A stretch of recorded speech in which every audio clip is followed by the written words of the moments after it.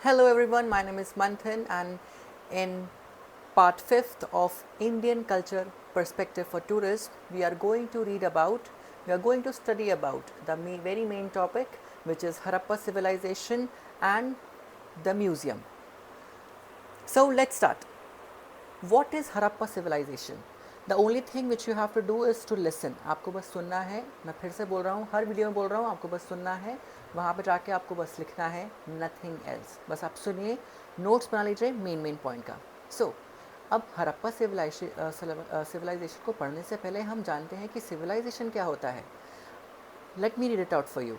Civilization means a society which has its own highly developed culture and way of life and an advanced state of social and culture development or the process of reaching this state.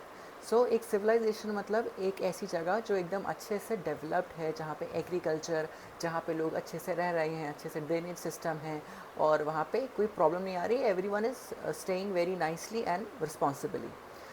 You can also say that a civilization is an advanced and organized human society. ये एक organized and advanced एक human society है. It is created when people settle in one place and work together to build cities. जब साथ में सब काम करते हैं एक सिटी बनाने के लिए, develop agriculture, खाने पीने का सामान, खेती वेती करते हैं, and establish rule for living. So this is known as the civilization. अब आपके दिमाग में ये आना चाहिए क्वेश्चन कि हरप्पा क्यों बोल रहे हैं हम इस सिविलाइजेशन को, why we are saying Harappa. I am sure आपने ज़रूर सुना होगा, हरप्पा को इंडस वैली सिविलाइजेशन भी कहते हैं. सो अब हरप्पा क्यों कहते हैं इसको. एंड ये हरप्पा के नाम पे क्यों इसको रखा गया. हरप्पा जो था ये जो है एक पंजाब पाकिस्तान में जो पंजाब है उसमें एक सिटी का नाम है. तो क्या हुआ, सबसे पहले ये इस इंडस वैली सिविलाइजेशन जो पूरा बड़ा सा सिविलाइजेशन है उसमें सबसे पहला जो गांव था वो हरप्पा हमें मिला था. उसके बाद हमने स्टार्ट किया और देखना कि अच्छा ये ऐसा भी होता है वैसा भी होता है. तो हमें सबसे पहले जो मिला था वो था हरप्पा. तो उसके ऑनर में हमने उसका नाम हरप्पा रख दिया. तो मैं एक बार रिपीट कर देता हूँ आपके लिए. Harappa which is located in present day Punjab Pakistan was the first site excavated in 1921. 1921 में सबसे पहला जो आया था वो हरप्पा ही इंट्रोड्यूस किया गया था by the archaeological survey of India.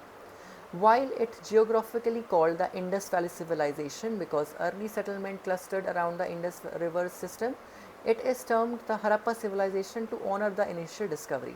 अभी इसको बोलते हैं इंडस वैली सिविलाइजेशन क्योंकि ये इंडियन रिवर जो है उसके साइड में मतलब उसके नेक्स्ट मतलब बहुत सारी जगह पाया गया.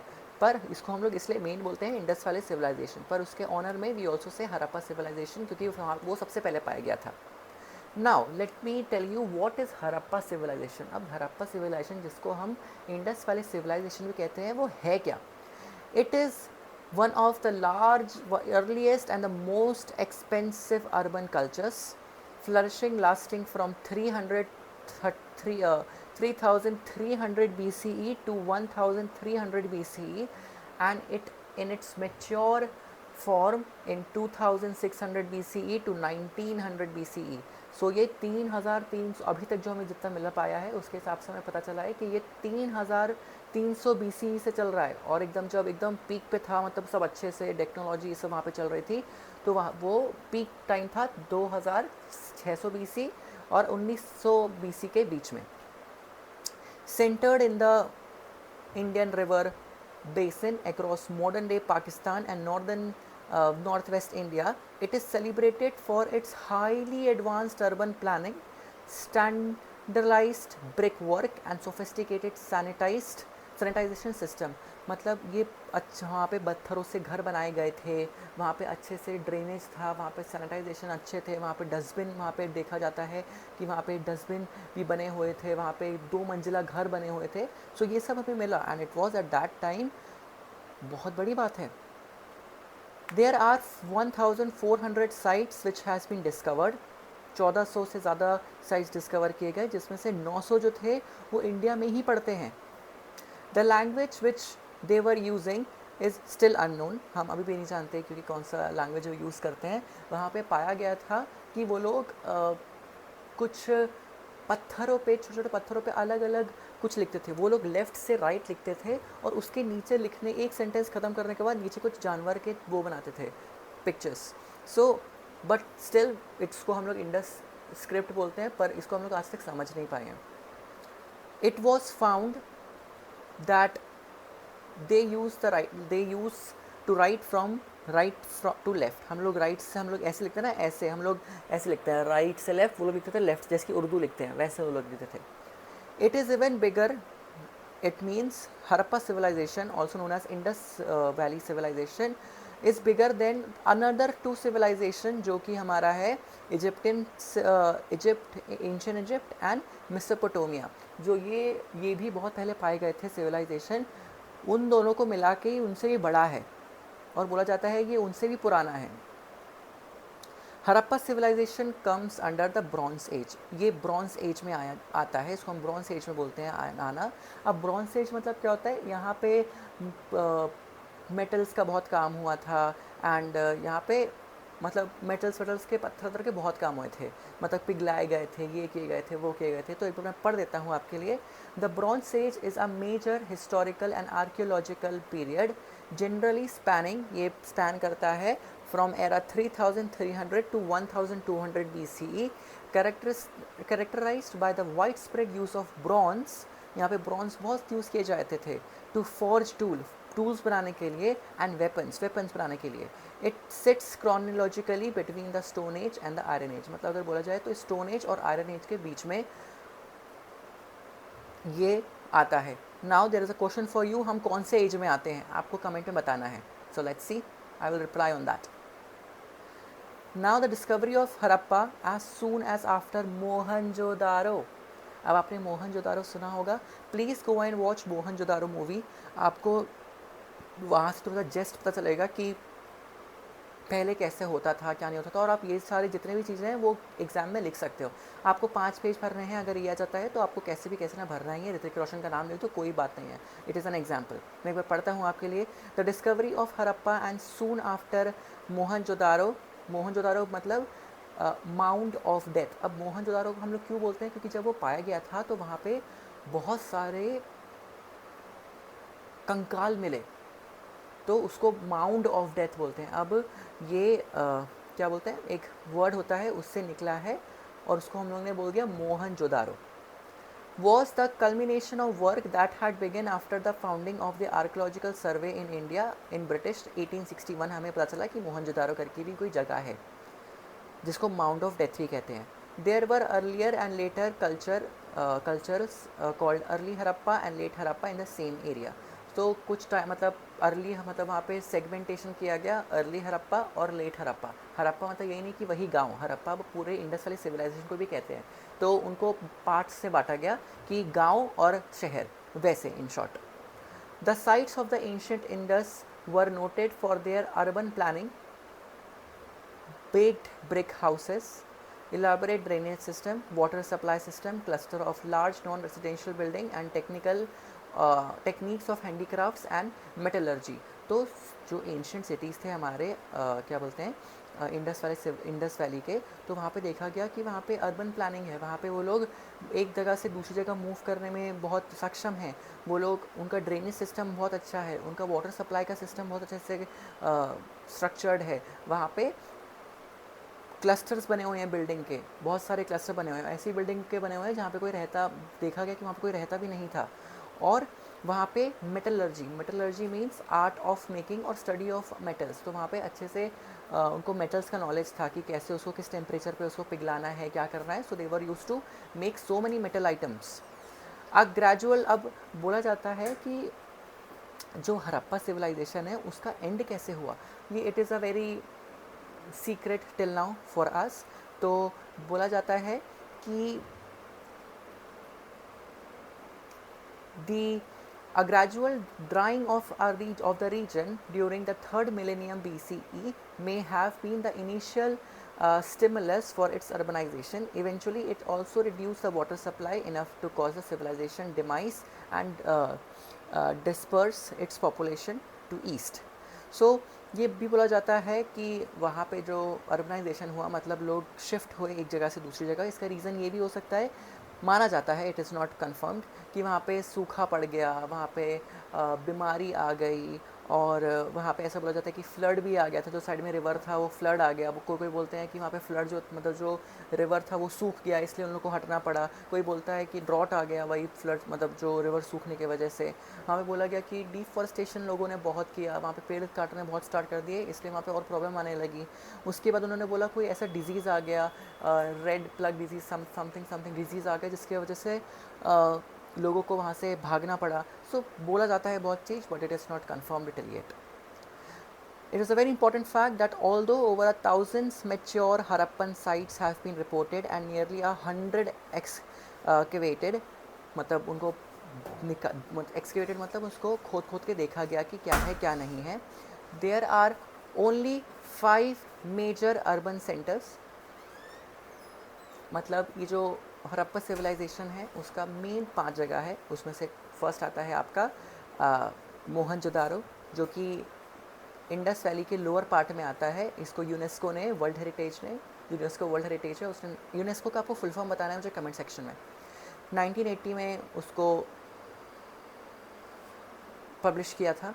उसके बाद आता है आपका हरप्पा जो कि वेस्टर्न साइड में आता है हमारा, जो पंजाब रीजन के साइड में आता है. पंजाब रीजन हमारा जो पाकिस्तान और इंडिया के उस टाइम बीच में आता है, इंडियन वेस्ट के साइड में आता है. उसके बाद थर्ड है आपका गनेरी वाला, जो कि आपका कोलिस्टन डेजर्ट मतलब जो वेस्टर्न गुजरात है उसके साइड आता है. और यूनेस्को ने इसको 2021 में पब्लिश किया था. उसके बाद आता है आपका राखी गरही जो कि हरियाणा साइड आता है. सो उसके ये सेगमेंट्स बांटे गए हैं, 5 सेगमेंट्स बांटे गए हैं हमारे हरप्पा सिविलाइजेशन या इंडस वैली सिविलाइजेशन के. उसके बाद there is a very interesting fact that ये बोला जाता है कि जब हरप्पा सिविलाइजेशन अपने पीक टाइम में था तो वहाँ पे 4 से 5 मिलियन लोग एक साथ रह रहे थे. And it is a very big amount at that time. और उस टाइम एकदम अच्छे से सब चल रहा था. And this was the topic of Harappa civilization. Very interesting, very easy. I will suggest you to see one more video जो मैंने डिस्क्रिप्शन पे डाला है. उस इंसान ने बहुत अच्छे से हरप्पा सिविलाइजेशन एकदम पिक्चर्स क्यू वे में समझाया है. अगर आप उसको देखेंगे तो आपको और समझ आएगा. And please do watch the Mohenjo-daro movie by Hrithik Roshan में उसमें हीरो हैं. So you will also see कि अच्छा ऐसे भी होता था वैसे भी होता था, just for your knowledge purpose. So now second topic which we are going to discuss about in the topic of Indian culture perspective for tourism is museum. अब museum होता क्या है? So let me read it out for you.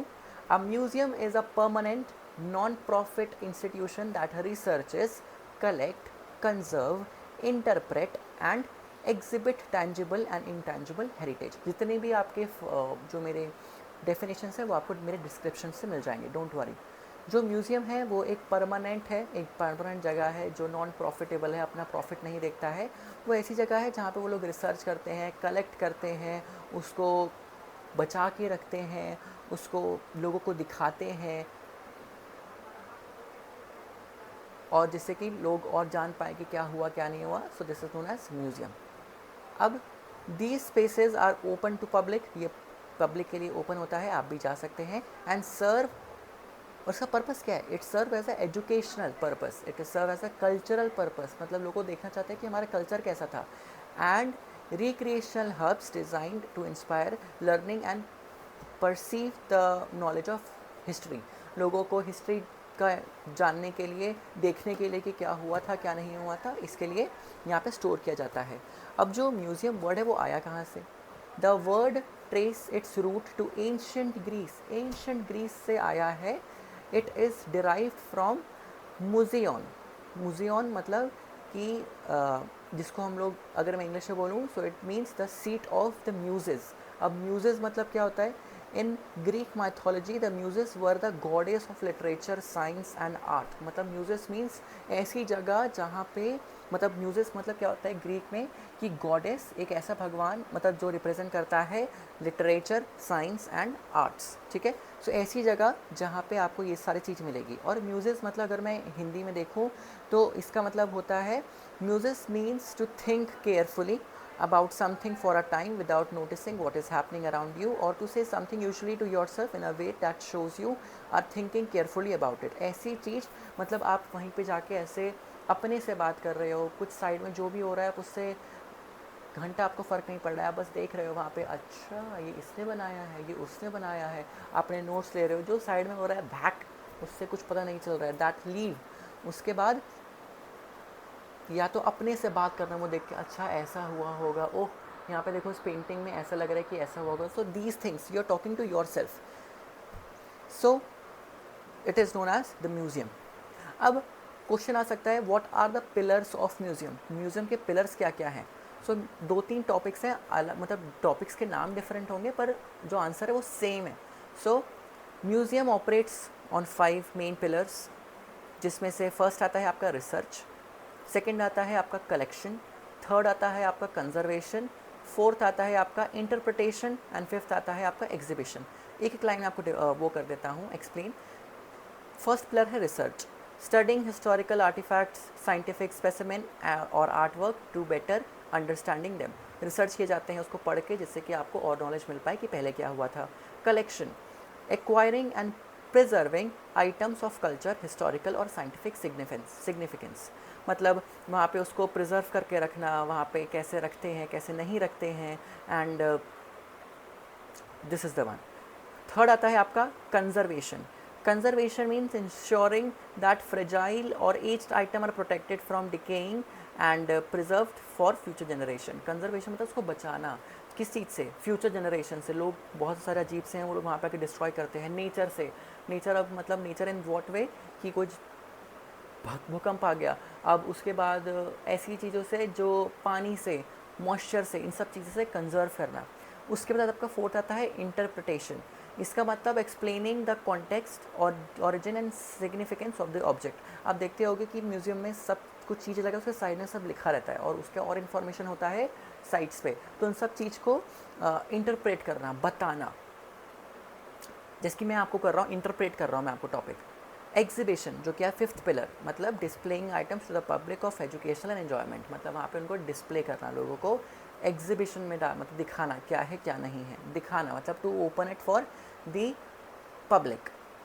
अब museum का हमने pillars पढ़ा, अब हम ये पढ़ते हैं कि म्यूज़ियम के टाइप्स क्या क्या होते हैं, what are different types of museum. अब सबसे पहले होता है जाके वो उसका आर्ट म्यूज़ियम, सिंपल, जो आर्ट्स पे फोकस करता है। एग्जाम्पल आप मान लीजिए national gallery of modern art, NGMA, this is in Delhi. History museum जो हिस्ट्री पे वो करते हैं ना, कोई किसी पीपल, किसी इंसान पे, किसी सिविलाइजेशन पे, किसी मिलिट्री चीज़ों पे, और इसका एग्जांपल है छत्रपति शिवाजी महाजी वास्तु संग्रहालय, CSMVS जो महाराष्ट्र में है। तीसरा आता है आपका साइंस एंड टेक्नोलॉजी म्यूज़ियम, जहाँ पे they offer physics, science, chemistry, biology, ये सारा जो चीज़ होता है वो। इसका एग्जांपल है नेशनल साइंस सेंटर इन प्रगति, मतलब जो प्रगति मैदान साइड है दिल्ली में। फोर्थ आता है आपका नेशनल हिस्ट्री म्यूज़ियम, नाम से पता चल रहा है, जो आपको नेचुरल हिस्ट्री म्यूज़ियम, इससे नाम से पता चल रहा है, which showcase item from the natural world such as dinosaur fossil, जो डायनासोर ये सब दिखाते हैं। एग्जाम्पल है national museum of natural history जो दिल्ली में है।